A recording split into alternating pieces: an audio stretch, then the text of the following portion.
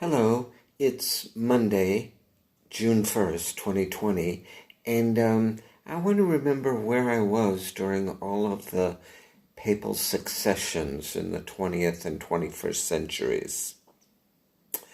I was only 4 years old when Pope Pius XII died in 1958, and when his successor, John Paul the 23rd, acceded to the throne of St. Peter, who ushered in Vatican II, that great change in global Catholicism. I remember as a little boy, I can vaguely remember the Latin Mass, when all things changed with that. And then I think it was in 1963 when John the 23rd died and Pope Paul the Sixth became Pope. And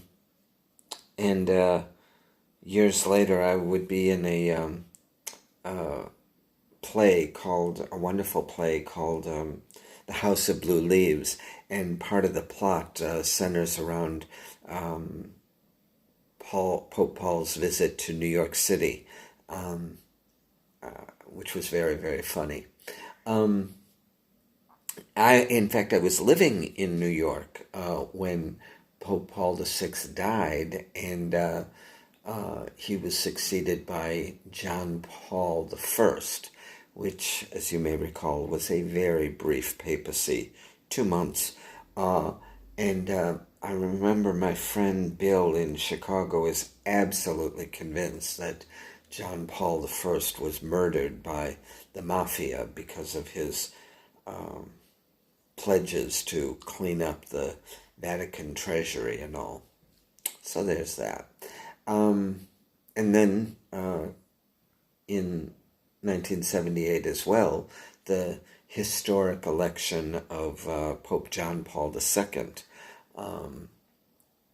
and his lengthy anti-gay papacy ended in 2005. I was living in Rio de Janeiro with my boyfriend Donizetti, who, was staunchly Catholic nonetheless. Anyway, so I remember that. And then, which resulted in the election of Benedict the 16th, I think it was. Yeah, Ratzinger, that Nazi. And then his resignation, what year was that? Excuse me, let me check my notes. 2013, when Francis arrived, and who knows what'll happen there. It's an opportunity for the church to finally come clean about so many things, including clerical sex abuse. So that's my rocky history with papal successions. Be fabulous.